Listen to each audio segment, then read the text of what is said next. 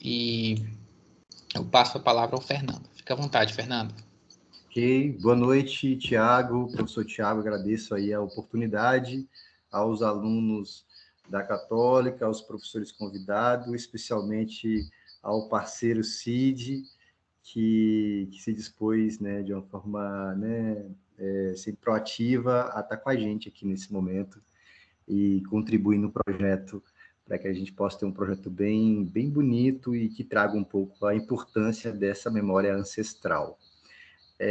Para começar a falar um pouco desse projeto, é necessário fazer um resgate de como tudo começou e de como foi esse processo, né, inicial, até chegar a esse momento que a gente está agora. Tudo é um processo histórico, inclusive essa palestra vai falar um pouco disso.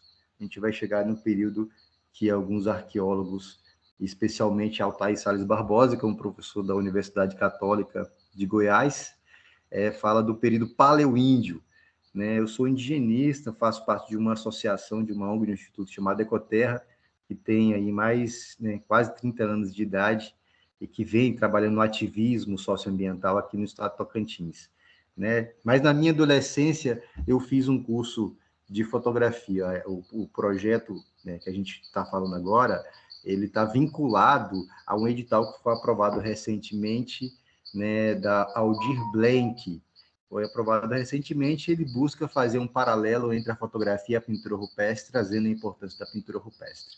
Daí o convite para o CID. Mas como é que tudo isso começou? Né, quando eu tinha 17 anos, no início do Espaço Cultural aqui em Palmas, eu fiz um curso de fotografia, né? Lá eu conheci um grupo de adolescentes que fazia rapel, escalada e trilha na Serra do Lajeado, e a gente passou a conhecer, né, essa região toda, fazendo trilha, rapel e fotografia. Então, a gente já estava fazendo nessa conexão aí desse tripé, fotografia e pintura rupestre, né? E aí, né, no Espaço Cultural teve um curso de História da África, não, de História da Arte.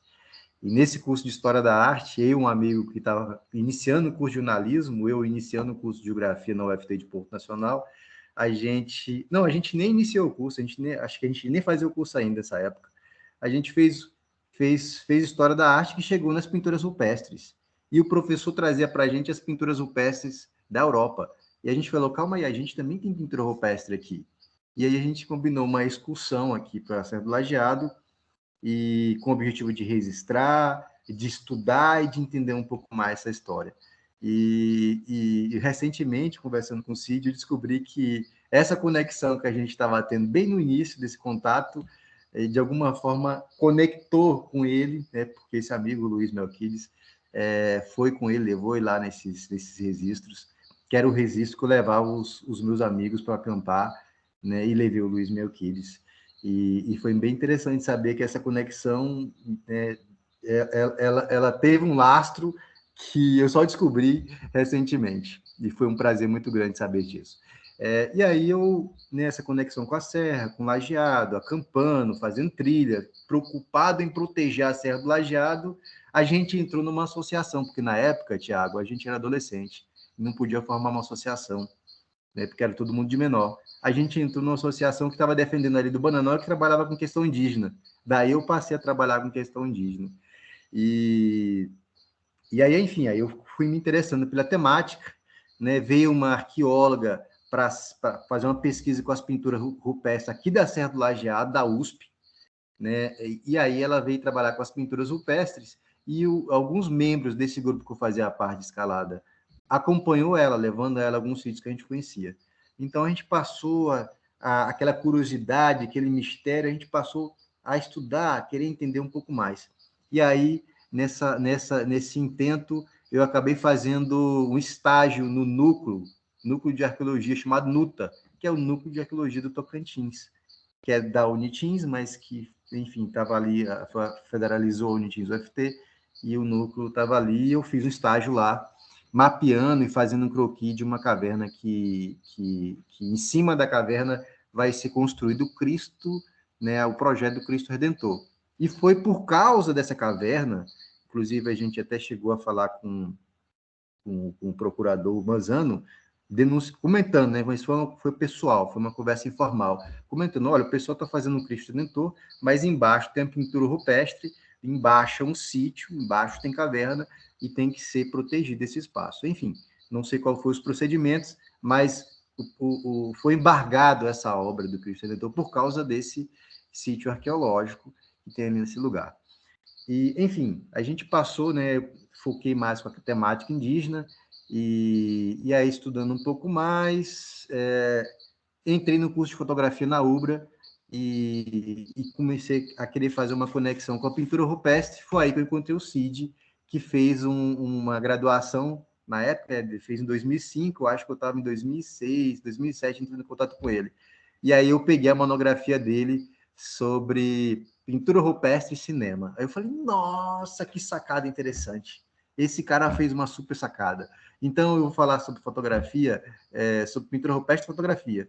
E comecei a elaborar a monografia no curso de fotografia, e conheci o Cid nesse momento. E aí ficou essa lembrança, né? Eu fiz o NUTA, fiz o estágio no NUTA, Núcleo de Arqueologia, e fiquei ali sempre trazendo essa memória da importância de trazer as pinturas rupestres. Aí, com contato com o professor Altair Salles Barbosa, eu fui na Universidade Católica, né? Católica, lá em Goiás, no campus Laranjeira. Não sei se vocês conhecem, né? Você conhece, Thiago, o campus Laranjeira? Lá da Universidade Católica. Não conheço. Eu sugiro conhecer, vocês são professores e alunos da Católica, conhecer o campus Laranjeira, porque lá tem o Memorial do Cerrado, o Instituto do Trópico Subúmido, que tem aldeias cenográficas, né, vários registros desse período pré-histórico até o momento histórico, né? E aí o Altair Salles Barbosa fala uma coisa interessante, ele fala que existe um período aí, né, esses registros, ele não fala de paleolítico, ele fala de paleoíndio. Ele fala, ó, esse é um período aí de paleoíndio, cerca de 12 mil anos atrás, que tem esse registro. E aí ele fazia essa conexão, a minha intenção era fazer mestrado nessa área, e ele ia ser meu orientador. Mas depois eu continuei no ativismo, né, ambiental, né, socioambiental aqui no Tocantins, e acabei que não ingressei na academia, como o Cid acabou ingressando, né, diferente de mim. E então essa conexão com a Serra do Lajeado, essa conexão com as questões indígenas, essa conexão com a ancestralidade, ela é latente, ela vibra muito no meu ser, e foi por isso que eu escrevi o projeto, foi aprovado, né, no edital de Blank, para procurar, né, conectar, fazer essa conexão com o momento atual, né, nosso momento de agora, com todo esse registro que tem aí há 12 mil anos, espalhado na Serra aqui, em grande quantidade, que a gente desconhece, e que por desconhecer e por faltar o investimento no cuidado desses né, numa educação, acho que é importante essa live, Tiago e professor Wellington, para a gente trazer um pouco da importância de ter essa memória, da importância de dar valor para isso, procurando entender o que isso significa, né? O que significa esses registros, o que significa essa pintura rupestre, o que isso tem a ver, qual a contribuição para a gente aqui que isso deu. E aí, é nesse momento que eu convido o Cid, né, que é uma pessoa, né, que conseguiu ter uma sacada, um insight, assim, né, muito, muito interessante, e fez essa conexão com o cinema na graduação dele.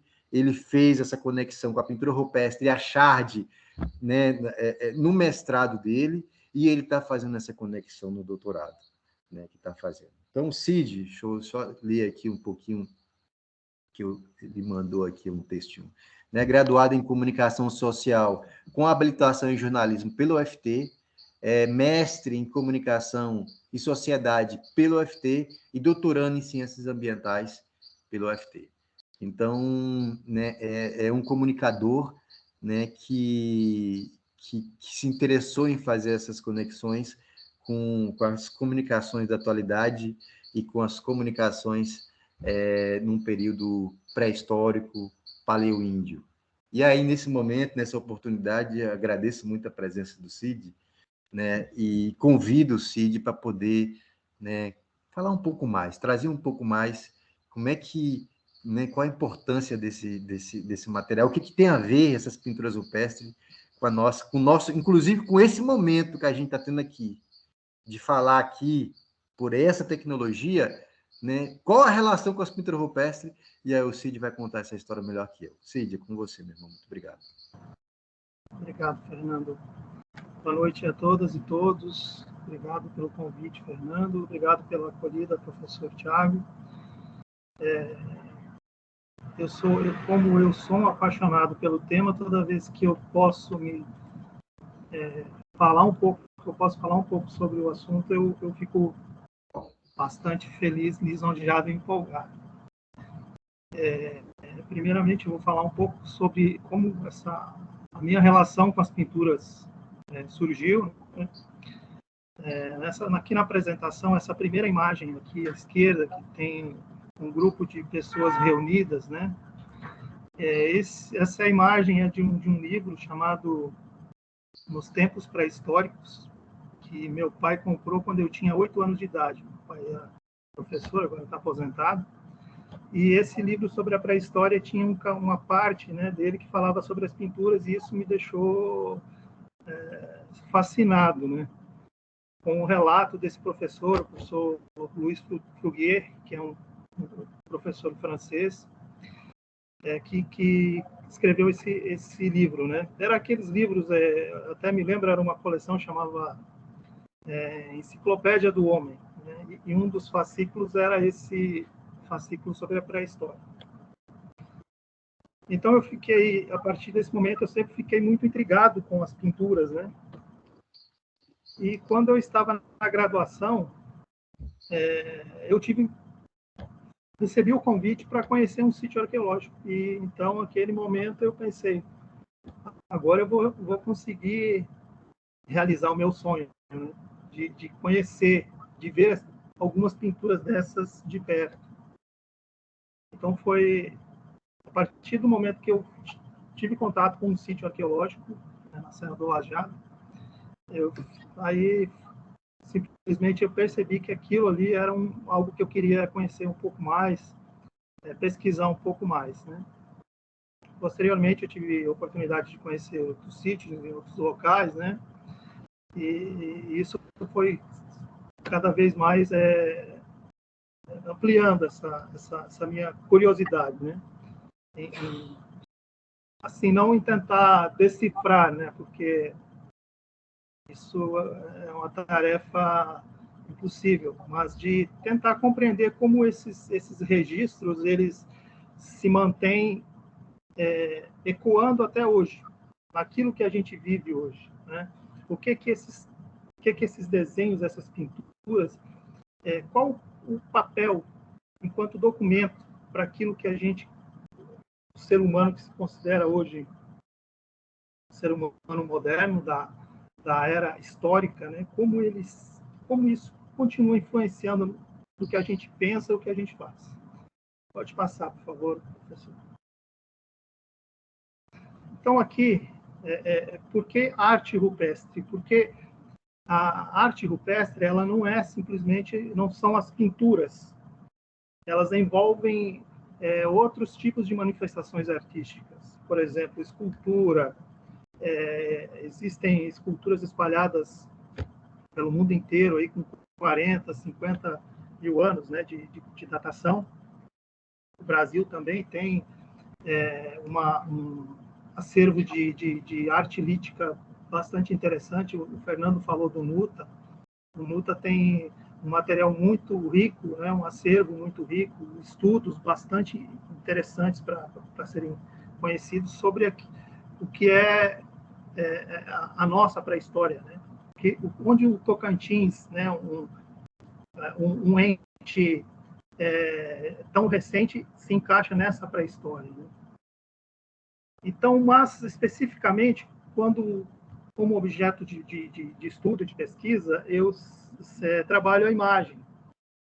E aí a imagem reportando justamente as pinturas, né, as pinturas rupestres, o que essas imagens contam e como elas começaram e quando elas começaram. Então, essas fotos que estão aqui nesse slide, né, são de vários lugares do mundo, inclusive do Brasil, né? E como é que a gente trata a arte rupestre, então? Eu coloquei um pequeno texto, né, que é essa forma de comunicação que reflete simbolismo, mitos, os ritos das sociedades humanas que as produziam. Sua expressividade atravessou o tempo, assim, desde que as primeiras pinturas rupestres começaram a surgir, há cerca de 30 mil anos, o homem não só se comunicava, mas também registrava sua história, seu cotidiano, seus sonhos e principalmente sua intelectualidade ficaram marcadas em paredes de cavernas como um desafio interpretativo para quem um dia fizesse sua leitura. E aí, estou falando para um público de engenharia ambiental, né, e direito ambiental, é isso? E como é que a gente poderia encaixar isso que eu falei aqui nessas ciências que estudam o ambiente? Essas pinturas, elas estão representando cenas, elas estão representando a presença de animais que, em muitos casos, não existem mais nessas regiões, né? Então, elas são um documento que conta uma história, que conta como era essa fauna, como era essa flora, como aconteciam os rituais, como o ser humano, como ele se relacionava, e como ele tomou uma iniciativa de se comunicar. Essa primeira chama Cave de las Manos, na Argentina, na província de Santa Cruz. Chauvet, na França, é um caso que eu vou falar um pouco, que eu acho muito interessante. Altamira, essas de Altamira, Altamira na Espanha, ela é considerada a capela cisplatina da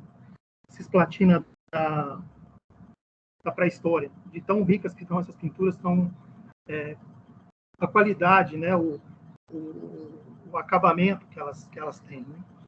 Isso é um Raimundo Nonato, no Piauí, que é, vamos dizer, a região mais emblemática, mais conhecida, né, no Brasil em termos de pinturas rupestres, até pelo ativismo de algumas pessoas, como a professora Aniette Guidon, Anne-Marie Pessy, que são pesquisadoras que vêm desde a década de 70 aí, trabalhando, tentando não só um resgate, mas a preservação desses sítios. Né? E a caverna de Chauvet, na França, essas pinturas elas têm a idade estimada em torno de 36 mil anos. O interessante é que elas permaneceram, a caverna onde elas se encontram permaneceu fechada por cerca de 20 mil anos pelo desabamento da entrada. E, se eu não me engano, foi em 1996, ela foi descoberta por acaso por duas pessoas que estavam passando e sentiram que havia uma brisa saindo de uma pequena abertura, né? E após uma investigação um pouco mais apurada, descobriram que essas pinturas são túneis de até 800 metros, com bisões, rinoceronte, aquela história que eu falei, né? O rinoceronte hoje ele é um animal que você vai encontrar na África, né? E essas pinturas estão na França, então elas têm um registro daquilo que da fauna, da flora que existiam em determinada época, né? E que esses humanos conviveram com esses animais em um período de tempo. Então, nesse caso, essas pinturas são de 36 mil anos, né? Pode passar, professor. Se vocês tiverem alguma pergunta, algum comentário, pode ficar à vontade para interromper. Professor Sidney. São pinturas aqui na Serra do Lajeado. O sítio lá do Limpão, e tem aqui do Cristo, eu acho que não tem nenhum. Desculpa, Então, assim, Cid. para a gente perceber que, como o Fernando falou dessas pinturas, né, do Lajeado, como elas representam, ele falou do paleoíndio, né? Nós temos pinturas de 11 mil anos, nós temos pinturas de 9 mil anos, 6 mil anos, né, com datação. E o que representa que essa região já era habitada há bastante tempo. Os estudos assim indicam que haviam abrigos, mas também em determinadas épocas era uma espécie de corredor, onde os grupos, né, eram nômades, onde eles se deslocavam, né?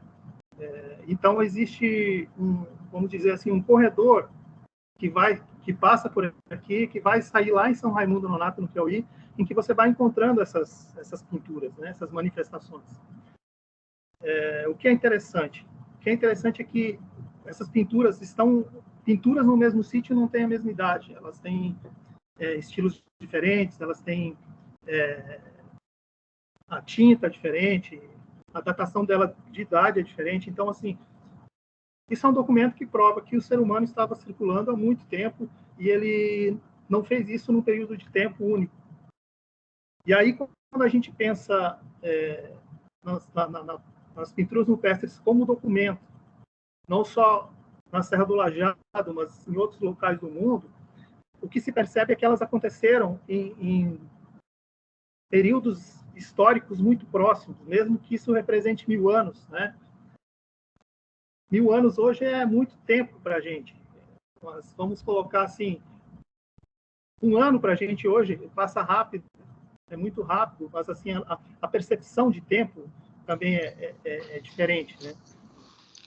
Então, isso é um documento. E nessas pinturas aqui do Lajeado, por exemplo, tem uma aqui que dá para perceber que é uma pedra, que é uma parte de, né, um bloco de granito que está rachado, quebrado. Isso pode ter sido uma intempérie do tempo, pode ser, né, aconteceu infiltração de água, a própria composição da rocha, né, eventualmente isso vai acontecer. Mas está acontecendo também muito vandalismo. Por quê? Porque as pessoas não têm... como é que eu vou falar? Não tem esclarecimento, não tem informações sobre a importância desse patrimônio, que isso é um patrimônio histórico, é um patrimônio da humanidade. Cid, desculpa, Cid. E eu falei como eu me sinto diante de uma pintura dessas. Eu consigo ver, quando eu olho uma pintura dessas, eu consigo sentir o artista que pintou, porque ele está vivo na pintura, ele está aí. E aí aquela pergunta, o que a gente, o ser humano, nós aqui hoje, que estamos aqui, ou estudando, ou como professores, né, no caso dos professores, qual o legado? Onde é que você vai se sentir vivo, né? Quando alguém olhar a sua obra, onde é que ele vai sentir que você está vivo na sua obra? Então, isso eu acho muito... que a gente tem que refletir sobre isso, que a gente tem que informar as pessoas, a gente tem que esclarecer, porque isso também faz parte do meio ambiente, faz parte do ambiente onde a gente vive. Nós somos uma parcela disso. E as representações, as manifestações artísticas, culturais, elas também são parte disso, né? Então, conhecer, preservar, né, para que a gente consiga manter e mostrar isso para outras pessoas, né, para as gerações que estão vindo aí. Teve um caso curioso que aconteceu comigo e com o Luiz Melquiades, que o Fernando falou, quando nós fomos visitar um sítio no Taquarussu. E o proprietário, a gente perguntou onde é que ficavam as pinturas, ele indicou mais ou menos onde que era, no paredão, dava uns 800 metros, 1 quilômetro, assim, subindo, né, para chegar no paredão. E quando nós voltamos, ele... vocês estão estudando, são estudantes, então têm mais conhecimento com as pessoas aí, vocês poderiam conversar com o cara que pintou para ele vir aqui dar um retoque, que as pinturas estão muito apagadas, entendeu? Então eu falei, não, é difícil a gente fazer isso porque o cara que pintou isso já não existe mais. Mas assim, é isso que eu falo, da pessoa ter um patrimônio desses na própria terra, né, na propriedade dele, e não tem conhecimento. E quem é responsável por preservar isso não orienta, né? Não fala para a pessoa o que é isso, de onde veio e como isso pode ir, né? Como isso pode ficar para representar para as futuras gerações, né? Pode passar, professor. Cid, só um instante. Você me escuta bem? Oi? Você consegue me escutar bem? Agora sim. Ah, tá. Ótimo. Temos algumas perguntas. Professor Wellington, fique à vontade. Professor Cid, nessas pinturas rupestres que você analisou, Você identificou alguma sacralidade dos animais que são retratados aí pelos povos? Existia essa ligação assim totêmica com esses animais? Então, o que a gente consegue perceber é que existe uma relação. Mas qual o significado disso? Como o meu foco é comunicação, você pode encontrar vamos dizer, vários caminhos para tentar encontrar um significado. Você pode ter a magia, você pode ter o xamanismo, você pode imaginar a arte pela arte, né? A arte pela arte, alguns pesquisadores questionam muito em razão, vamos dizer, a gente observa muito o mundo passado pela nossa própria experiência, né? Então a gente pensa assim, não, para quem deveria viver numa tentativa mais de sobrevivência, você pintar por pintar não deveria ser isso, né? Mas o que a gente percebe com relação a essa sacralidade, né, é que algumas dessas manifestações, por exemplo, de desenhos, de animais, né, eles remetiam muito, por exemplo, à caçada, né? A caçada, quando se trata da caçada, remete muito ao ato da caçada, vamos dizer, à execução do momento da caçada. Mas assim, aí você pensa, isso é a representação de que como aconteceu a caçada? Ou isso é como eu imagino que vai acontecer a caçada? Ou isso é o que eu me lembro de como foi, ou de como se estruturou uma caçada? Tem algumas... o Leroy Gourand, né?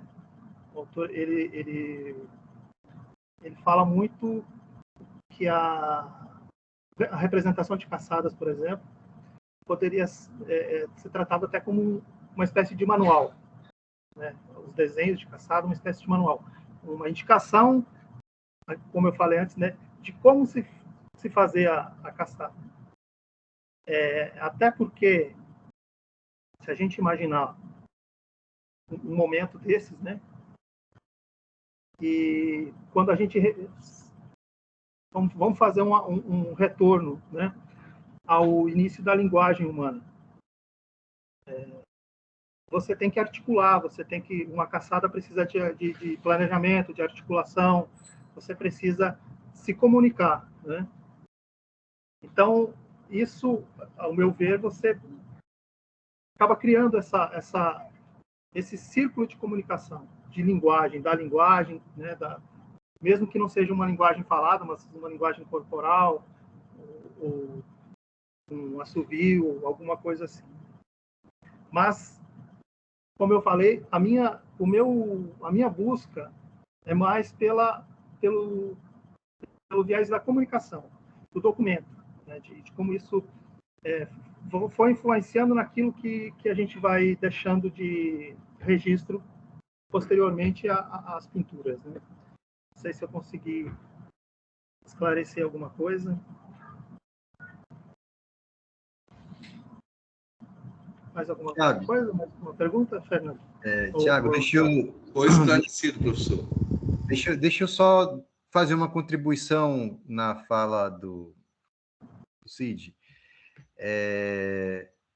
Como nos estudos sobre pintura rupestre, se for até antes da gente fazer essa live com o Cid, a gente fez uma live com a professora Ariana, que tem doutorado no estudo das pinturas rupestres aqui nessa Serra do Lajeado, né, na área da arqueologia. Então, existem várias linhas de pesquisa, professor Wellington, que tem, né, algumas aversões às interpretações, ou que faz as interpretações mais dentro do mais lógico que pode ser, né, e não querem entrar no subjetivo, né? Embora eu goste muito do subjetivo, mas então a gente procura as linhas que mais se interessam, né? Eu trabalho com o tema ancestralidade, então quando o Cid fala assim, olha, né, havia uma conexão ritualística, tipo, no sentido de que os desenhos dos animais que eram colocados ali, aí tem alguns autores que defendem essa tese, né, tem cavernas que eram desenhadas muitos leões, né, mamutes, isso na Europa. Aqui tem alguns animais que são muito recorrentes, as pinturas rupestres no Cerro Lajeado. Então, isso quer dizer alguma coisa. Por que esses animais, eles são muito recorrentes? Animais que você consegue identificar, né? E presença, figuras humanas que você consegue identificar. Então, eu acho muito interessante, mas a gente fica muito na suposição, na especulação, porque é muito tempo, né? A gente está falando de 12 mil anos, né? 9 mil anos, 6 mil anos, né? Nesse período aí. Então, assim, é muito tempo, então a gente fica ali trazendo elementos, né? Inclusive na psicologia, no Jung, né? Por exemplo, quando ele fala assim, vamos pensar, né? Tem pinturas de 45 mil anos, 50 mil anos, né? A história tradicional fala que a travessia do Estreito de Bering é 12 mil anos. A gente tem material arqueológico que a Neide Guidon descobriu lá no Piauí de 40 mil anos, um pouco mais de 40 mil anos, me corrija se eu estiver errado, nos dados, ou seja, não está batendo essa não é a única, e já foi desconstruída essa teoria de que, né, a vinda da ocupação da América pelos primeiros povos foi pelo Estreito de Bering. Não está batendo mais, sabe? Né? E aí a gente entra numa outra questão, Cid, que é bem interessante, professor Tiago, que é o seguinte, por exemplo, o povo Javaé. Né? O povo Javaé, ele tem a história dele de como ele surgiu aqui nesse lugar. E que os registros arqueológicos não conseguem aí acompanhar. Por exemplo, eles falam que surgiram de uma história mitológica, eles vieram da água, o povo Carajé-Javaé, surgiram da água, né? O povo xerente, o professor Altair Salles Barbosa, ele fala que as prováveis, né, origem étnica desses registros que tem na Serra do Lajeado é do povo xerente, do povo aquém, né? Xerente Chavante. Mas existem outros estudos, que é o da Ariana estava trazendo isso, é de um outro grupo étnico chamado Timbira, né? E que tratam, né, essas conexões com os animais de uma forma anímica. Então, assim, eu virei animal, eu já fui animal, vou virar animal. O animal, por exemplo, para o xerente, quem trouxe o fogo foi a onça. A onça, no diálogo com a onça, trouxe o fogo. Então, eu acho, né, eu sinto, né, mas a gente não tem dados para isso, que existe uma presença mística, isso interessante, né, sagrada, né, no sentido de dar valor para aquele animal, né, eu pinto aquele animal porque eu respeito o animal, eu sou igual ao animal, como, né, no livro do Cid cita isso, Cid, e na história do xerente cita isso. Na história do xerente, né, eles nasceram, né, da relação da lua com o sol, e o sol trouxe todos os animais, trouxe os humanos, e a onça ensinou o fogo, a anta ensinou a plantar a mandioca. Eu estou fazendo essa conexão com os povos indígenas, para a gente poder fazer essa conexão com as pinturas. Então, nessa perspectiva, o povo xerente, aqui na história mitológica dele, eles conversavam com os animais, certo?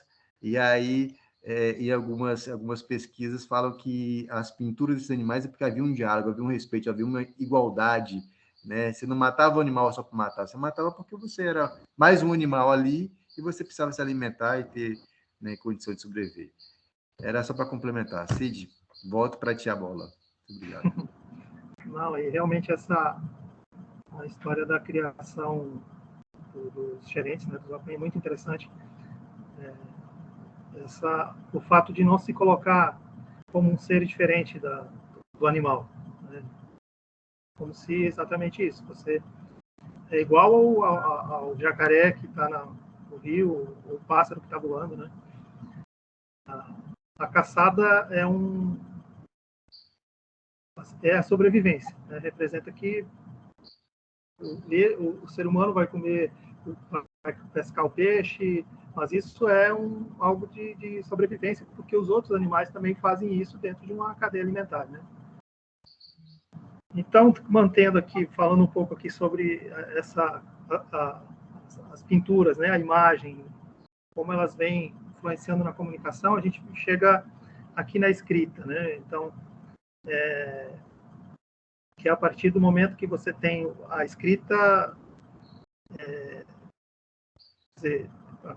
convencionalmente se fala que acabou a pré-história e você passou a ter a história, porque isso pode ser registrado, né? Então, a escrita vem fazer esse rompimento, vamos dizer assim, academicamente, só que há muito para se refletir sobre isso, né?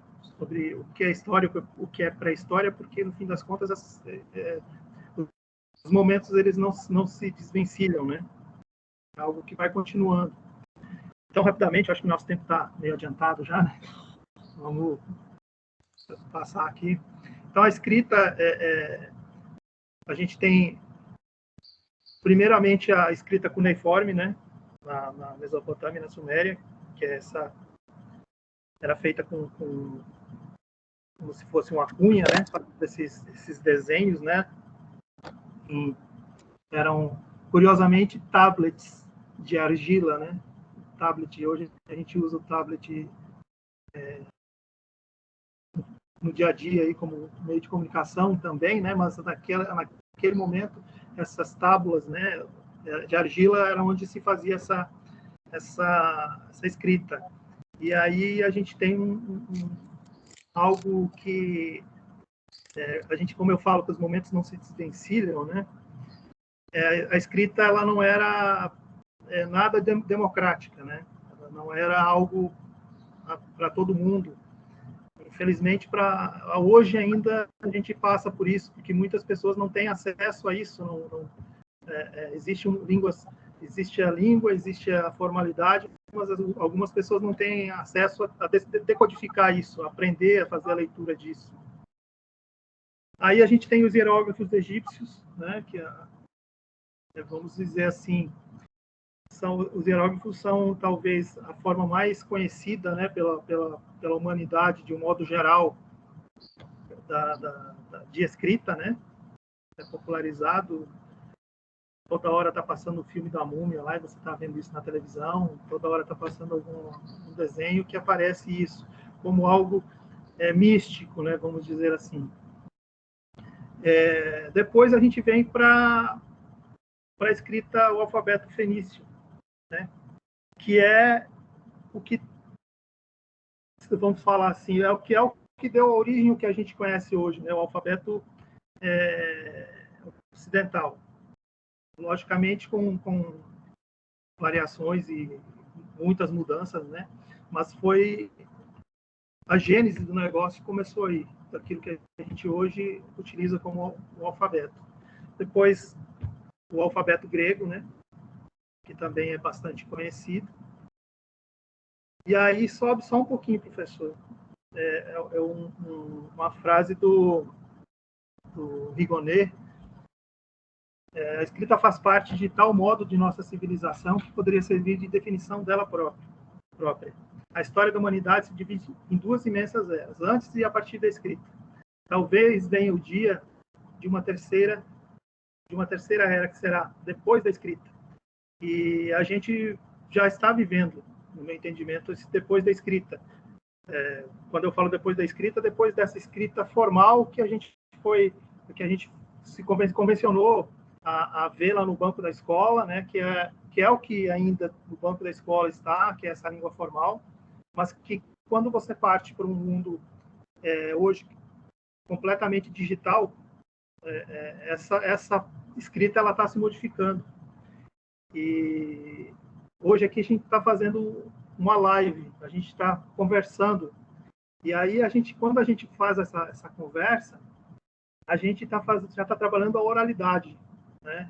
Então, tudo está encadeado, mas a gente poderia estar na sala de aula fazendo isso e todo mundo fazendo suas anotações, e eu poderia estar escrevendo isso lá na lousa, mas assim, a gente está aqui exercitando, vamos dizer assim, pós-escrita, né?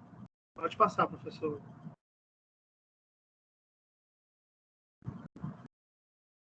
Aí aqui, só para situar, porque a imprensa, que foi talvez assim a grande transformação, né, que é o que o mundo na comunicação passou, né, quando Gutenberg criou a prensa, né? Então você sai de da escrita cuneiforme, né, 6.000 anos, você vem com o alfabeto fenício, o alfabeto grego, você vem criando novos meios, né, de fazer esse registro, e de repente você tem a prensa, né, e essa criação da imprensa, que é o que vem, vamos dizer assim, agilizar todo esse tipo de comunicação para o momento, né? Como você imprimir essas informações, né? Aqui tem a imagem da primeira impressão de Gutenberg, né? Que é a Bíblia Bíblia Sagrada, né? Do cristianismo. Aí quando a gente vai sair da imprensa, aí voltamos para a imagem, né? Aí surge uma outra manifestação que é bastante interessante e está muito ligada ao hábito ou à característica do desenho, né? Que são primeiramente a caricatura, né?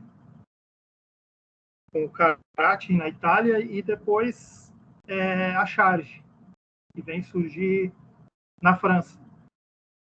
E o que é interessante é que já em 1837 ela surge no Brasil, a charge.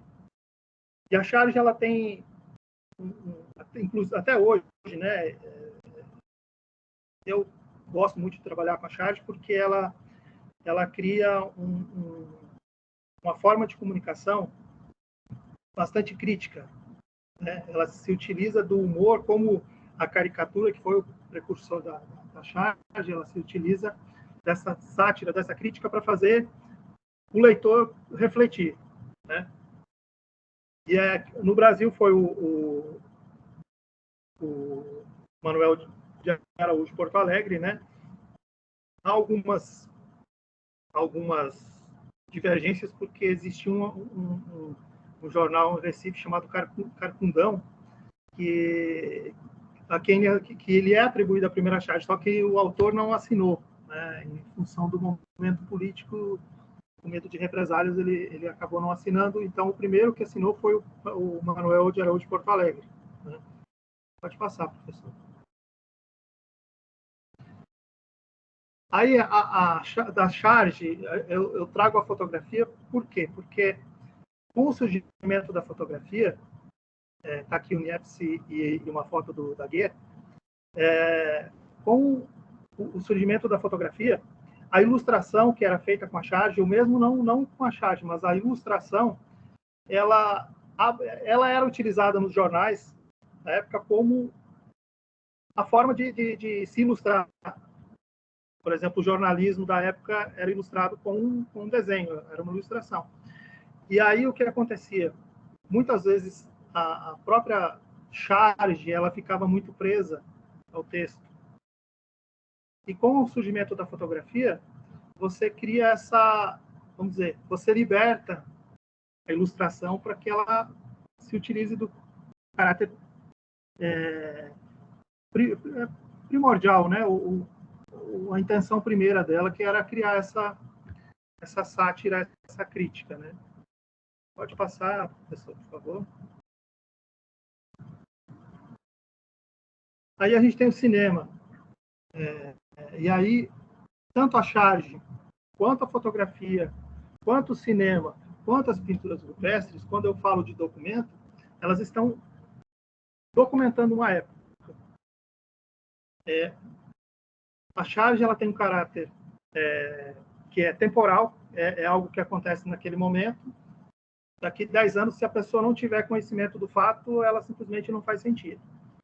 A fotografia, ela, vamos dizer, como se ela cristalizasse um momento de documento, quando eu falo de comunicação. E aí vem o cinema. E o cinema, ele começa a criar uma outra, vamos dizer, um outro sentido. Por quê? Porque você não está com imagem estática, você consegue animar essa imagem. Então, você consegue contar uma história, não lá na página do jornal, por exemplo, com a charge ou com a fotografia, mas você consegue animar essa história, você consegue trazer o telespectador ou o leitor para dentro desse momento, né? Eu coloquei aqui a chegada do trem, né, dos irmãos Lumière, E depois coloquei um outro documentário aqui, justamente esse documentário My Octopus Teacher, né, o professor Paul, que eu não sei se vocês já assistiram, se não assistiram eu recomendo muito, que é um documentário, né? Então, assim, eu quero trazer ele para cá justamente para mostrar, assim, essa característica documental do cinema. Pode passar, professor.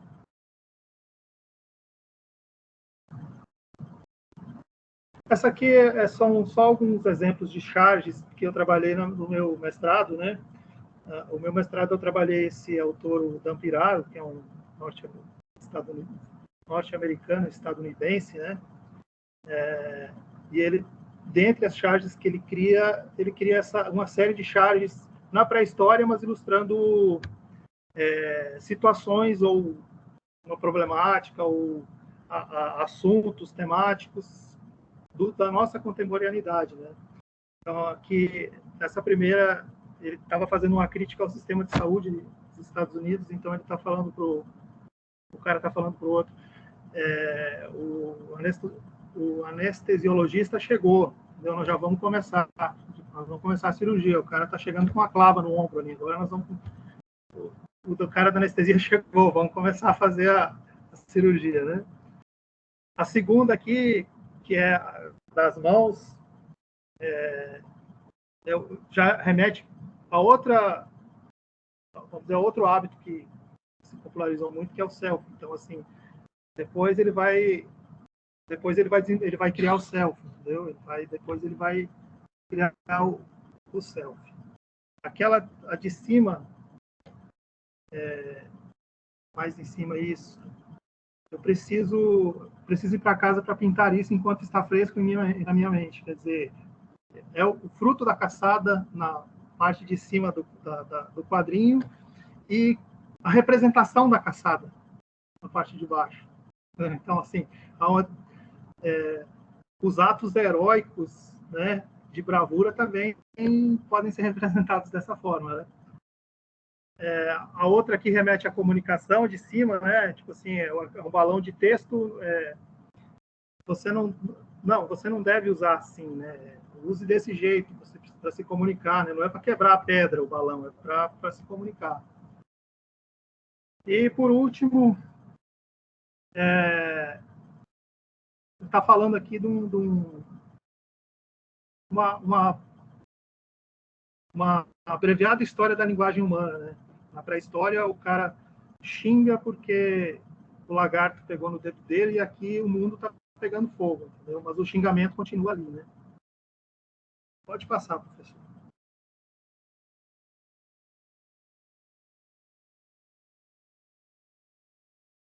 Então, vamos para resumir o que a gente conversou aqui, né? Eu criei esse esquema isomático aqui para a gente tentar entender, né, como as pinturas e essas outras manifestações aqui, eu coloquei charge, fotografia e cinema, como a gente consegue enxergar o mundo, né? Então, a pintura rupestre, no primeiro momento, você tem um olhar, você olha, você observa o ambiente onde você está. Então, eu considero como a relação do ser humano e a visão do mundo que ele tem, né? E isso você tem quando você se utiliza da charge, da fotografia ou do cinema. E como é que você processa o olhar? Você processa esse olhar a partir da imagem. Que aí você já começa a criar uma percepção do mundo, tanto nas pinturas quanto na charge, na fotografia ou no cinema. E aí você tem a apropriação, que aí quando você usa essa imagem. Para quê? Para criar uma significação e caracterizar o mundo, que aí você cria a imagem do mundo. Como pelos estudos que eu fiz, eu coloquei aqui outro item quando se fala de charge, fotografia e cinema. A ressignificação. Porque você tem a significação, você caracteriza, você cria a imagem do mundo, mas você tem uma ressignificação, que é essa caracterização crítica.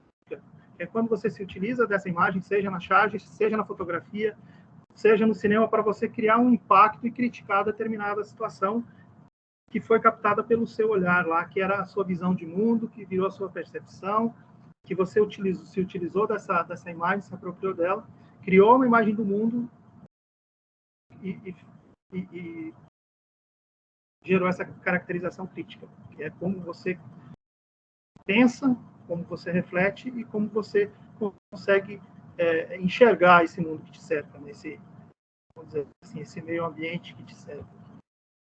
Pode passar, professor. Eu acho que agora nós estamos na... Esse aqui foi para ilustrar, aqui foi uma exposição fotográfica que eu fiz na UFT, no Jornada de Comunicação, que esses bonequinhos, esses minions pré-históricos aqui, com lava das minhas crianças aqui, eu falei, cara, dá para fazer um trabalho aqui de como o ser humano reage a determinadas figuras. E aí eu criei essa exposição com miniaturas, né? Miniaturas de representando seres humanos e um ser que eles não conheciam, mas que eles começaram a tratá-lo como alguém de relevância para ser pintado nas paredes da caverna, que é o que a gente faz hoje nas nossas cavernas virtuais, né? A gente se abraça alguns desses seres e acaba pintando nas nossas cavernas virtuais hoje. Agora acho que tem só algumas referências aí no final e é isso. Aí, se for tirar alguma dúvida, receber críticas, sugestões e comentários. Obrigado pela atenção. Então, professor Tiago, posso fazer uma contribuição? Por favor, por favor. Então, o que o Cid traz de uma forma assim, essa explicação de uma forma muito clara, é que, né, o desenho, a fotografia, o cinema, o vídeo, que mais? A própria escrita, elas é um processo evolutivo da pintura rupestre. A gente não estaria aqui nesse momento se não houvesse a pintura rupestre, se não houvesse esses registros. É por isso que é importante a gente saber, né?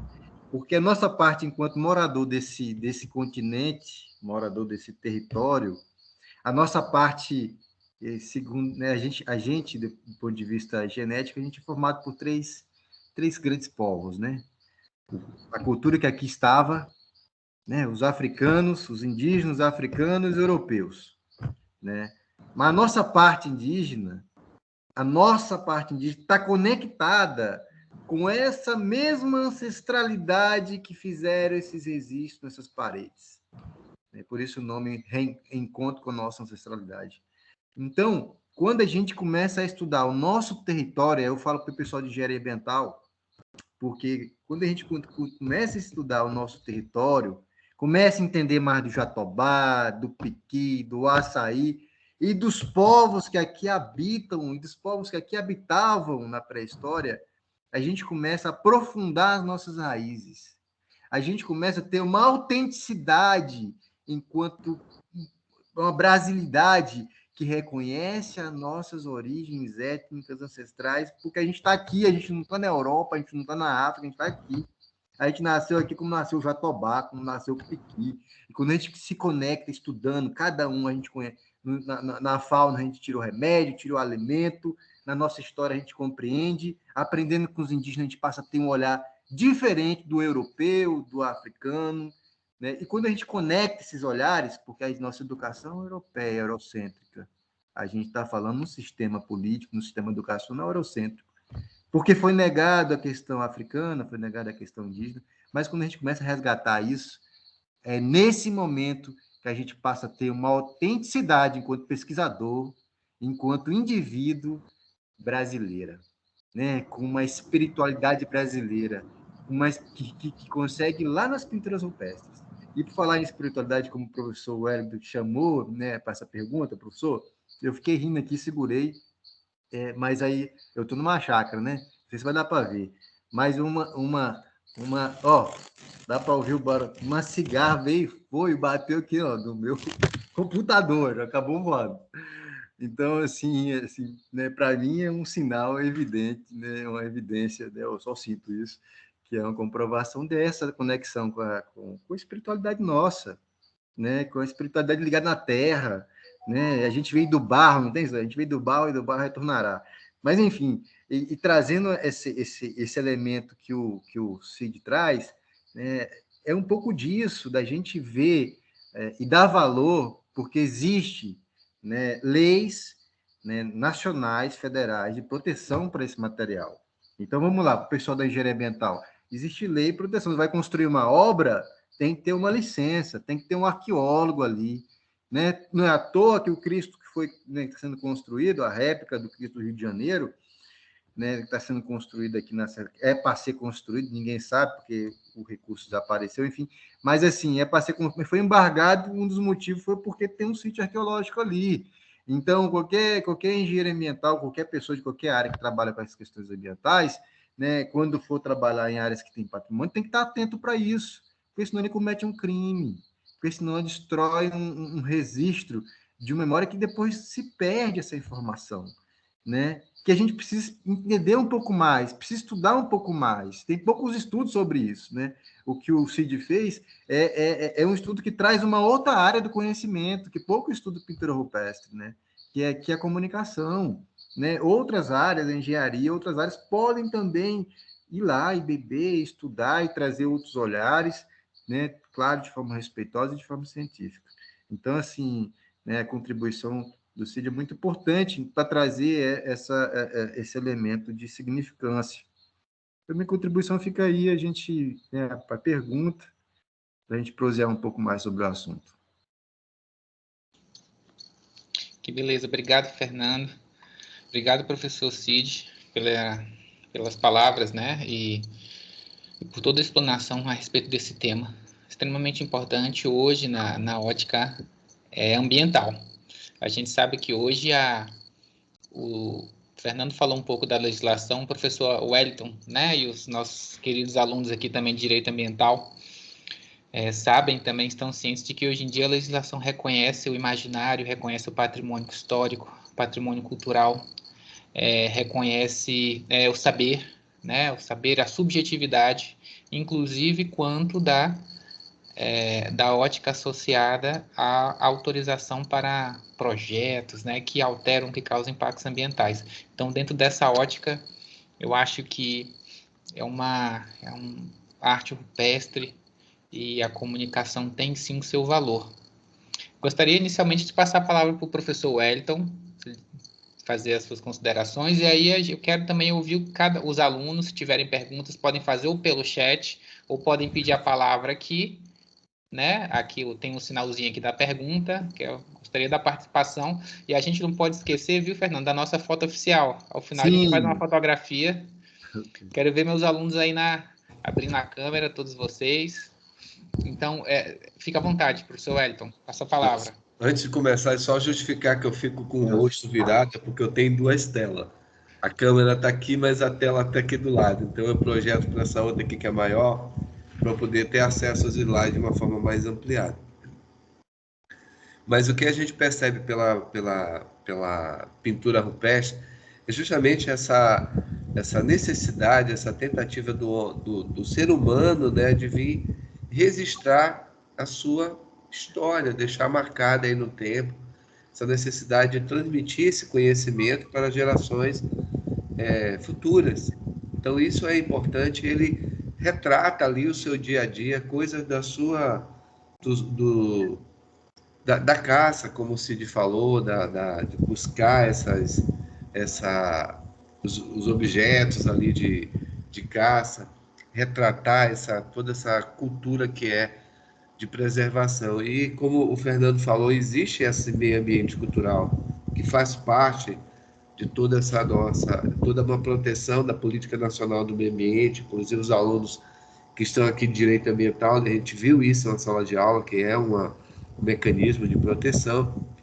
Eu acho que o Cid coloca bem eu achei bem interessante essa intercomunicação dele com retratar a pintura com os meios de comunicação, como que os povos das cavernas eles utilizavam as pinturas como uma forma de se comunicar com os demais, né? Então achei bem interessante eu acho que os alunos também devem ter gostado porque foi bem objetivo, ficou bem claro. Parabéns aí para o Sidney, parabéns, Fernando, pela sua intervenção, foram super com propriedades. Desculpa, eu estou meio gripado aqui, tá faltando. Obrigado aí pela oportunidade. Obrigado, professor. E, pessoal, eu gostaria de ouvir nossos caros alunos, então, alguma pergunta, ou então vocês podem pedir a palavra aqui, ou então se manifestar pelo microfone ou pelo chat. Eu tenho uma pergunta, enquanto os colegas se manifestam. Caríssimo Fernando e professor Cid, eu gostaria de ouvir de vocês qual que é o maior desafio hoje com relação à preservação desses locais, assim como o Cid, dos nossos locais aqui da nossa região, né? O Cid colocou muito bem alguns causos aí associados aos nossos locais onde nós temos registro de arte rupestre. O professor Cid comentou sobre o NUTA. Se puder falar um pouquinho mais sobre o NUTA, não é isso? Desculpa, NUP. NUTA. NUTA, é o NUTA mesmo. O nosso núcleo, né, de estudos arqueológicos. Do Tocantins. Isso, localizado na Unitins, não é isso? Que desenvolve trabalho há anos e possui uma quantidade de registros enormes, né, técnicos a respeito desse tema. E qual que é o nosso maior desafio hoje? E como vocês veem a proteção desses locais, como vocês veem a estratégia utilizada hoje, tanto da parte pública ou então da parte dos diferentes segmentos da sociedade, o que o terceiro setor vem fazendo também com relação a essa temática aqui na nossa região? E, Fernando, aproveitando o professor Tiago, gostaria de saber de vocês também, aproveitando a tua pergunta, Tiago, se existe algum tráfico dessas pinturas, existe um comércio paralelo dessas pinturas rupestres, isso tem um valor comercial, como é que vocês observam esse tipo de pirataria? Então, são perguntas bem interessantes. Depois, Thiago, até separei aqui umas 10 fotografias que a gente tirou aqui de uns sítios, assim, um pouco maiores. Se der para depois abrir um slide, eu queria só mostrar elas. Com relação o problema maior que a gente tem, né, que é o mesmo para a área da educação, para a área da cultura, para a área da questão ambiental, mas para a área do patrimônio ainda pior. É o investimento, é o orçamento, que já era pouco, já foi reduzido. Então, você tem poucos funcionários do IPHAN, o IPHAN é o órgão federal que protege essas áreas, você tem pouco funcionário e pouco investimento, né? Quase nada. E aí, não tem investimento federal, o investimento que tem é federal, estadual não tem nenhum, municipal muito menos, né? Então, acaba que esses sítios ficam à mercê, né? Às vezes as pessoas fazem turismo, né? E raramente tentaram, mas aqui no Lajeado fizeram uma estrutura, um tablado, né? Inclusive com a participação do IPHAN, e eu vou mostrar isso na fotografia, para acesso ao turismo. Então, quem quiser conhecer aqui, existe um espaço de acesso privado, né? Engraçado que o IPHAN faz uma estrutura, né, com recurso público dentro de uma área privada. Por sendo que pode fazer dentro de uma área pública. E aí você né, mas tem um espaço no Lajeado que dá para visitar, você paga uma taxa lá e você pode, quem quiser aqui, os alunos e professores podem visitar esse espaço no Lajeado. Fica mais ou menos 18 quilômetros por aí da cidade de Lajeado e tem uma trilha boa e tem todo um tablado de fácil acesso. Mas, no geral, o problema é o orçamento. Do município não tem nenhum, do estado também não, para esse aspecto, e do governo federal muito pouco.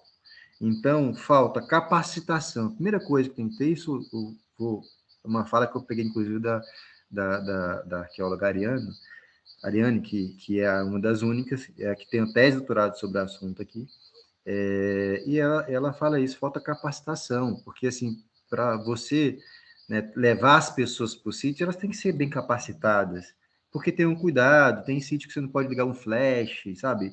Não pode tocar, as pessoas vão, tocam. Aqui na Serra do Lajeado, como a gente acampava muito, tinha gente que escrevia em cima das pinturas, sabe? Né? Também tem efeitos naturais que vão desgastando. Então, a proteção também protege para isso, né? Tipo, um córrego, sei lá, passou uma estrada em cima, aí gerou uma erosão, jogou água lá no paredão, aí você tem que desviar para que aquela água não chegue ali, sabe? Então, a proteção, ela remete a isso, né? Tem gente que acha que é coisa que é coisa que é macumba, ou sei lá, que é coisa. Fernando, E aí acaba depredando, tirando, descascando. Tem relatos, Tiago, de pessoas que têm pedaço de material arqueológico, inclusive de pintura, no seu jardim. Nem tem outros relatos de coisas absurdas, aí, como essa situação da pedra que o Cid mostrou, né? É bem provável, pelas observações que a gente teve, que foi uma depredação. A pessoa foi lá, é um sítio de fácil acesso, né? Então tem que ter o cuidado com esse lugar e tem que ter o acesso ao mesmo tempo, sabe? Levar a escola, mas tem que ser uma coisa orientada, acompanhada, não pode ser de qualquer jeito. Não sei se eu respondi todas as perguntas. sim, sim, claro. E só complementando sua fala, Fernando, nós estamos falando então ainda do que é básico ainda, porque grande parte da estratégia de preservação envolve você isolar para preservar. Após o devido isolamento, por meio os sítios podem se encontrar dentro de unidades de conservação. Você passa para o controle do uso e do acesso. Esse controle de uso e acesso envolve investimento, não é isso? Capacitação, investimento contínuo.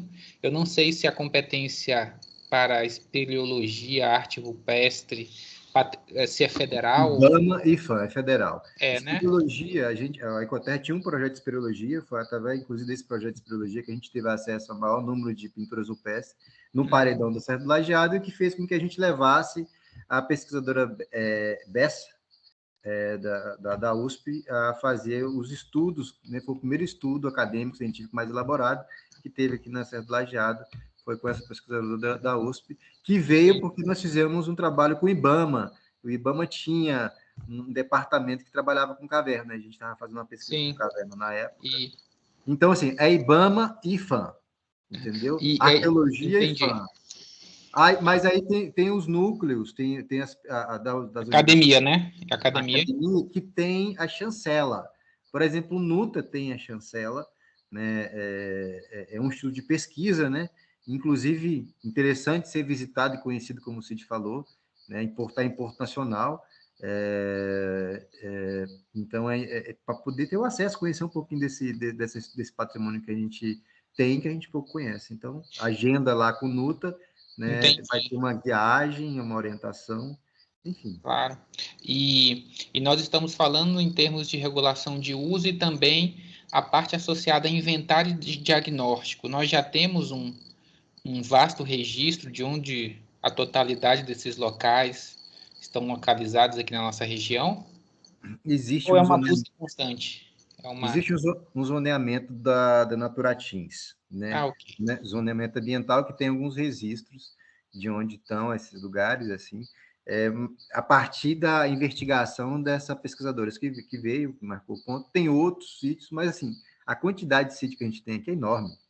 É uma quantidade absurda, assim. Você vai encontrar muitos por serem descobertos ainda, né? Mas aí, muito mais do que descobrir o sítio, é já pensar em mecanismo de protegê-los, né? Para que eles não sejam, né, cada vez mais agredidos pela ação antrópica, que em geral é isso, é uma ação humana. Mas eu passo a palavra para o Cid, que ele vai ter outras contribuições para falar sobre esse assunto, né? Depois eu estou com um slide, viu, Thiago? Vou passar aqui umas fotos rapidinho. Só acrescento, né, Fernando, a parte de educação mesmo. Porque eu não sei, eu posso estar falando besteira, mas eu não tenho conhecimento de livro didático que trate das pinturas rupestres, por exemplo, para séries iniciais, assim, iniciais. se tiver, deve ser algo bem, bem incipiente, né? Então, eu acredito que educação também, a parte de educação, ela é importantíssima. Ela tem que ser, ela tem que ser investida nessa parte, sabe?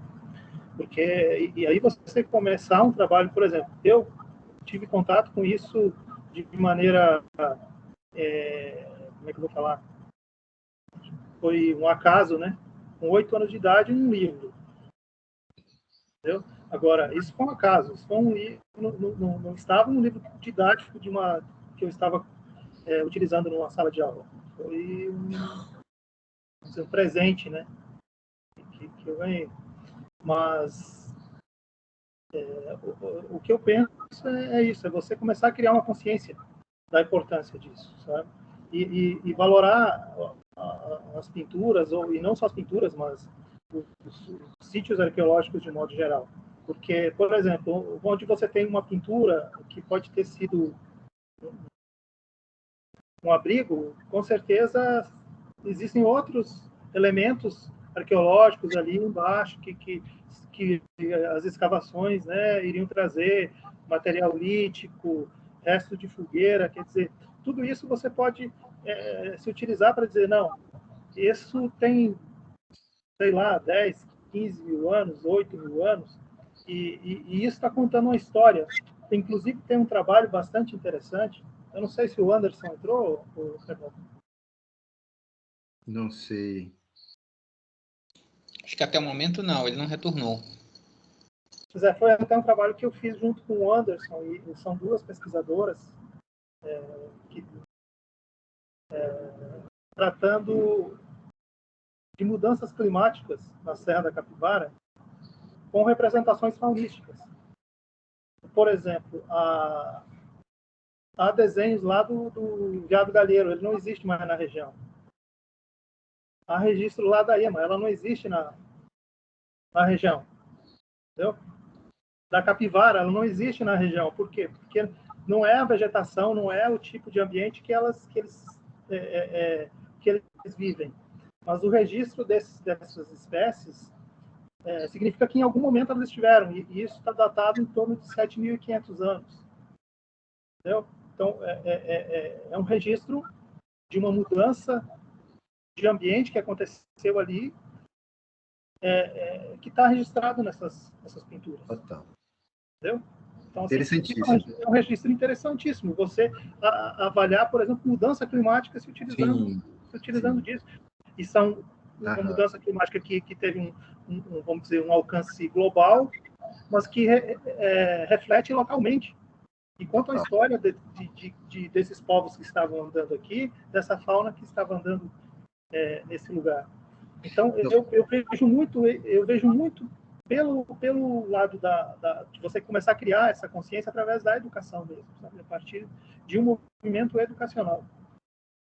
Então, nesse sentido, Cid, e o Cid a gente tem a intenção de criar um livro com propósito de ir para a escola, né?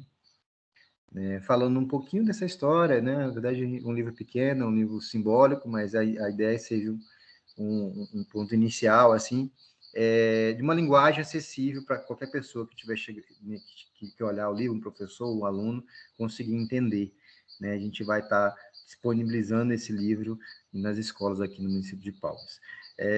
E aí, para a questão da engenharia ambiental, para as áreas ambientais, né, o que é super interessante, porque através das pinturas, você vai identificar quais animais que existiam naquele período.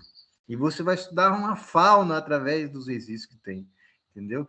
Né? O Altair Salles Barbosa, ele fala da biogeografia interferindo. Ele falou, as características do cerrado, ela é definida biogeograficamente por um conjunto de elementos dos quais os humanos que aqui habitavam há muito tempo também contribuíram. Porque eles também carregavam sementes, eles também carregavam e eram caçadores e coletores, e assim como muitos animais, eles também faziam essa contribuição para determinar as características do cerrado. O Altair Salles Barbosa, da Universidade Católica, ele fala sobre isso.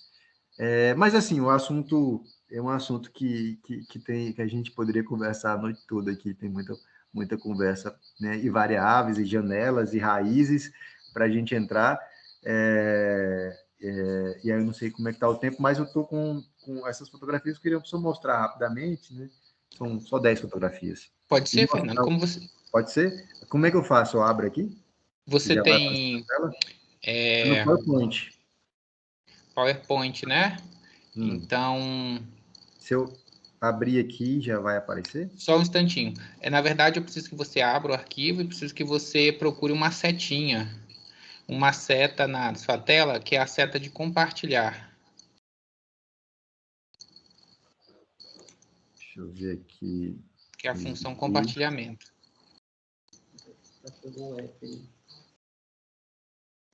Enquanto você procura, eu queria só deixar registrado aqui a ilustre presença da Yasmin, que está aqui conosco, superaluna Yasmin Maciel, superaluna de Engenharia Ambiental e Sanitária.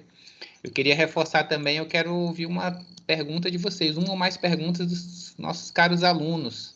Yasmin Boaventura, Yasmin Maciel, a Ângela está aqui conosco, seja bem-vinda, Ângela, registrando aqui sua presença, o Ismael, o Guilherme, o Gabriel, o Eduardo Rocha, Cecília. Alguma pergunta? Fernando, você conseguiu encontrar uma seta apontando para cima? Consegui. E aí, na verdade, você tem que clicar nessa seta e procurar clicar na palavra janela. E você tem que escolher a janela ao qual o seu PowerPoint está aberto. Ok. Abriu? Abriu. Nós estamos agora vendo o seu PowerPoint. Talvez você não esteja se vendo, mas nós estamos vendo exatamente o PowerPoint. Ok. Então, né, algumas das pinturas que a gente tem aqui, isso eu estou falando de paredões aqui próximo de Palmas até a Serra do Lajeado. A gente vai até Itaquaruçu. Então, tem símbolos, né? São traços que existem várias especulações sobre eles, né? Pode ser uma contagem, pode ser um calendário, né? Aqui pode ser até uma centopeia, né? Tem algumas que são traços. Então, mas né, alguns são bem marcadamente traços, assim. Para mim remete traço, mas são tudo especulações, né? Que merecem um estudo mais aprofundado na área, né? E é difícil saber porque são 12 mil anos, né? Essas pessoas estão bastante... Mas aqui claramente você vê que é animal, né? Com chifre, então pode ser que seja um veado, né? Você vê aqui, parece uma ave, tem as asas. E aqui, porque a fotografia, as pinturas, elas geralmente são na cor vermelha e na cor amarela. Né? Oi? Você está avançando? Eu não sei se para os outros está avançando. Eu não está avançando aqui o slide. Aqui parou na primeira. Parou na primeira? Acho que então eu estou avançando, mas não tá aparecendo, então. Agora apareceu? Assim? Apareceu. Agora sim. Você clicou no slide, apareceu. Estamos vendo a segunda Tá ok. imagem. Eu vou abrir assim, então, aberto aqui o PowerPoint, porque quando eu abro na modo apresentação, ele não está passando. Ok? Sem problema. Nós estamos vendo bem agora. Segundo slide. Então, aí esse aqui, tipo, né, a gente vê claramente um animal, né, tem chifres. Então, se eu vou ficar aqui nas especulações, né, aqui você vê, né, é o que eu sinto, é o que algumas pessoas, né, acham que parece, né, parece um pássaro, né, você tem as asas aqui. Tem algumas figuras que são bem claras, por exemplo, essa aqui é um fogo, né, geralmente... Né, as cores aqui na Serra do Lajeado é o amarelo e o vermelho das pinturas, né? Sempre tem, em geral, tem um pigmento e aquele que cola, aquele aglutinante. É igual uma tinta, né? A tinta tem um pigmento e tem um que aglutina. Geralmente, às vezes, o aglutinante pode ser feito com gorduras, né? Em algumas pinturas há registro que isso, com sangue, mas aqui na Serra do Lajeado são pigmentações minerais, né? Aqui é uma fogueira, não sei se dá para ver, mas achei interessante isso aqui, porque tem um contorno, tem um preenchimento, tem um vermelho, tem um amarelo. dá para ver claramente uma fogueira. Ou seja, a presença do fogo, né, nos alimentos, a presença do fogo né, talvez nos rituais. A gente também percebe sobreposição de pinturas, mas depois eu vou mostrar mais uma sobreposição mais adiante. Aqui é um dos paredões que a gente, né, tem aqui, então, mais adiante é onde ficam as pinturas, mas são, né, alguns dos paredões a gente encontra aqui, próximo de Palmas. Né, por exemplo, aqui, ó, tem essa pintura que tem uma forma de uma ave, né, com o braço aberto, ou às vezes parece até uma pessoa, mas tem esse do lado direito aqui, esse outra pintura em cima, né, uma sobreposição, que pode ser um indivíduo que pintou aqui numa época e aqui numa outra época pintou, né? Então, acontece também de ter essas sobreposições feitas, né, no mesmo período por artistas diferentes ou por um outro povo, né? Que claramente a gente vê que é um animal, tamanduá, né? Parece muito tamanduá. E tem outra pintura que, para mim, né, me lembra bem o sol. Eu vejo como sol, mas essa é a minha interpretação, né? Como eu vejo. E o lugar que eu estava querendo falar para vocês, né, sobre esse local aqui que a gente tem, é o único local no Tocantins que a gente tem uma plataforma de visitação para as pinturas rupestres. Então, quem quiser conhecer, esse é um dos paredões que mais tem pintura aqui na Serra do Lajeado. Né? E, Fernando, uma pergunta. O 1,5 acesso... km de pinturas nesse paredão. São muitas pinturas, muitas gravuras. O acesso, você É vai, pelo Parque do Lajeado, desculpa te interromper. É você pelo vai Parque do Lajeado, na sede do parque, nós chegamos não, lá. não, você vai para a cidade de Lajeado, Certo. certo? Aí na cidade de Lajeado você entra em contato com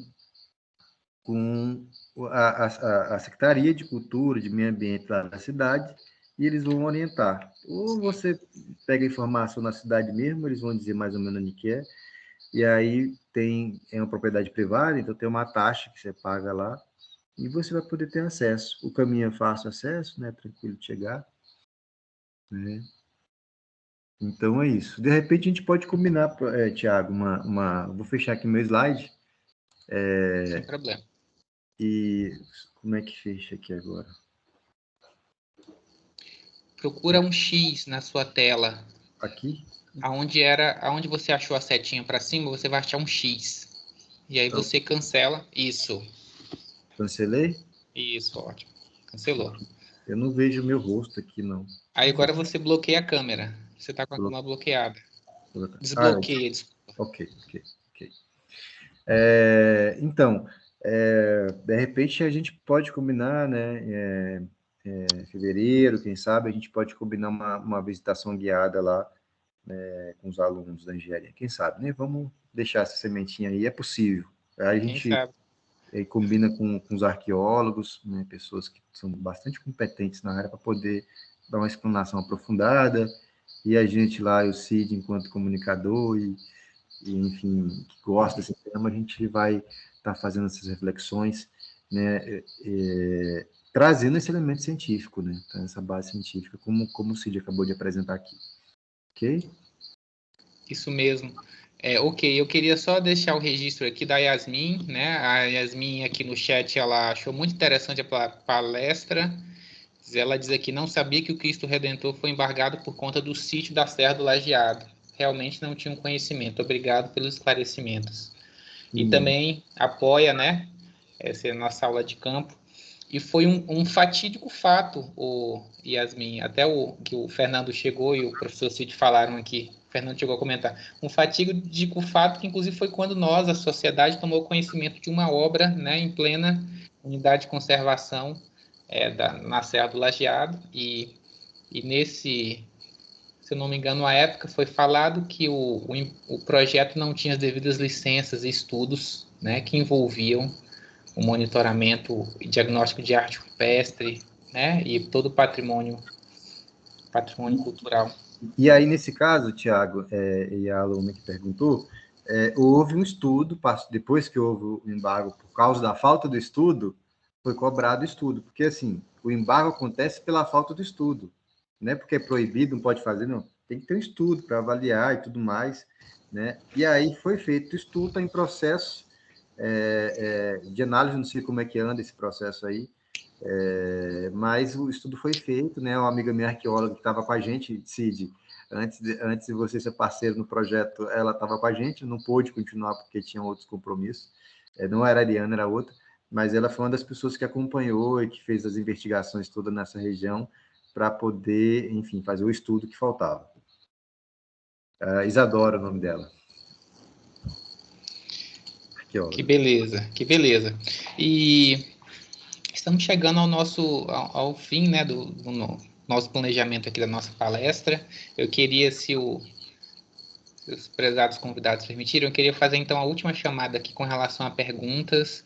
Eu gostaria mais uma vez aqui de agradecer a presença dos alunos, registrar a presença do Jadson de Oliveira, da Luana Oliveira também, que estão aqui conosco. E gostaria de, então, aqui já fazer, antes do fechamento, de perguntar a alguns alunos, quer fazer algum comentário, quer fazer alguma pergunta, pode fazer tanto pelo chat, ou pode pedir a palavra, ou pode clicar aqui no pedido aqui de perguntas. Alguém?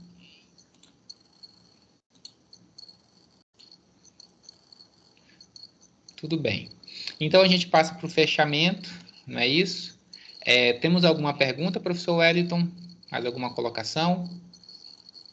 Não, estou super satisfeito, agradeço aí o Cid, o Fernando.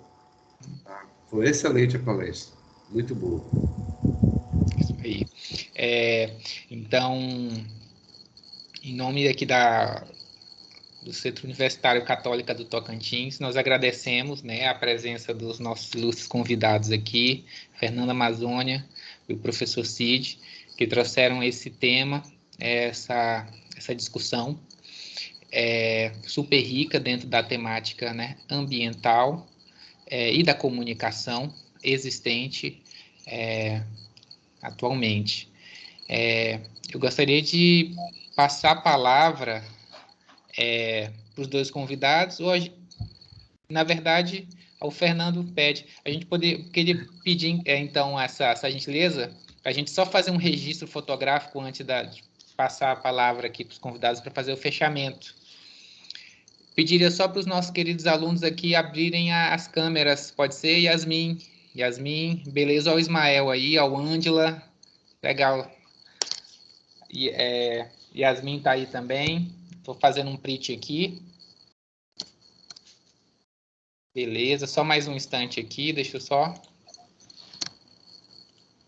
Mais um outro print. Beleza, beleza. Então, eu passo a palavra para Fernando, para o professor Cid. Implementarem um fechamento. Eu faço o fechamento final, aí você faz suas conclusões finais. Ok.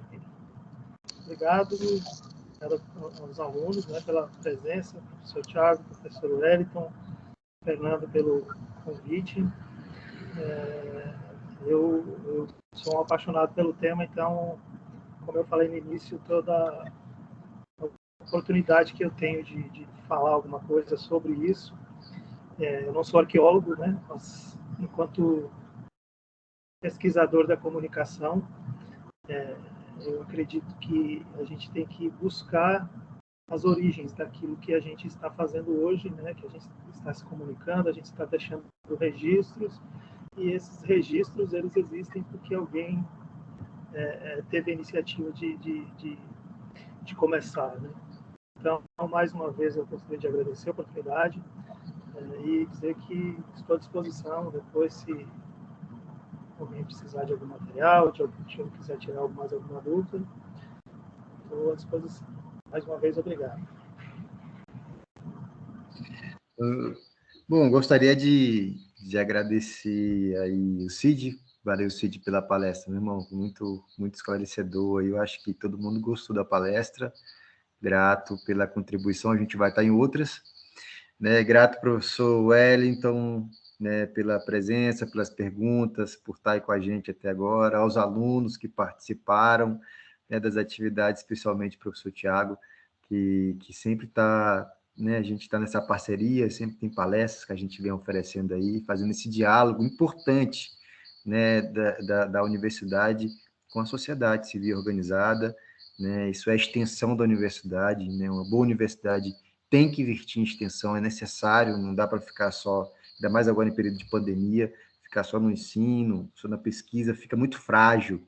O tripé importante de uma universidade é quando essas três bases, esses três sustentação, elas estão funcionando de igual forma, né? Porque é quando a universidade dialoga, é quando a pesquisa tem serventia para a sociedade, é quando a universidade tem uma contribuição social e repassa isso. Quando ela não faz isso, ela não tem a serventia que deveria ter. Fica todo mundo como de binóculo olhando o povo lá de fora, de longe. E isso é um absurdo, a gente tem que avançar. E fala para o UFT, né, que eu estudei, que também precisa avançar, e qualquer universidade precisa avançar nesse sentido. Eu acho que isso aqui é um avanço nesse sentido, de fazer esse diálogo. Então, agradeço. Desculpa, Fernando, só complementando sua fala, a Yasmin registra aqui, queria saber mais como aprofundar mais nesse tema voltado aqui para a região do Tocantins. Onde posso procurar informações sobre os sítios, né? Tanto no âmbito da comunicação como no âmbito da arqueologia.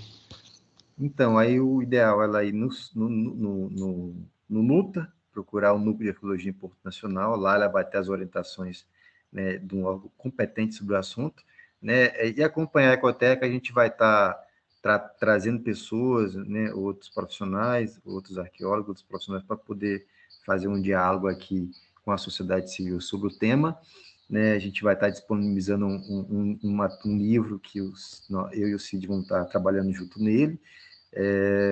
Então, a gente procura a página da Ecoterra, né, Ecoterra na Defesa da Vida, procure também, né, eu fiz esse projeto, né, em parceria com a Ecoterra, mas Arte Meio Ambiente, se procurar Arte Meio Ambiente no Instagram, você vai ter material no YouTube e no Instagram, assim, inclusive esse vídeo, né, que a gente vai ser repassado para a gente, vai estar disponível no YouTube, nesse canal. E para finalizar, professor, né, quando a gente tem raízes profundas, né, se bate um vento, se vê um temporal, a gente tem como se sustentar.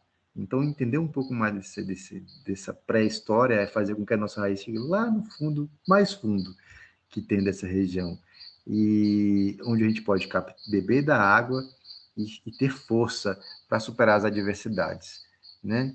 Porque aparece uma série de adversidades e a gente acaba, com essa profundidade de raiz, tendo outro jeito de lidar com os problemas, numa outra perspectiva, que só esse aprofundamento nos dá condição. Então, agradeço, né, a participação de todos e passo para você, Tiago. Muito obrigado, meu irmão. Valeu. Obrigado. Então, nós encerramos, né, o momento da palestra de hoje, agradecendo a presença de todos os alunos, os professores e principalmente os nossos queridos convidados. Muitíssimo obrigado a todos. Estamos à disposição dos convidados. E desejo a todos uma excelente noite. O material vai permanecer gravado, não é isso, Fernando? No YouTube da Arte Meio Ambiente. Nos canais da Arte Meio Ambiente, os canais do Instituto Ecoterra. Isso. Pessoal, muitíssimo obrigado. Tenham uma ótima noite. Tchau, Obrigado a todos.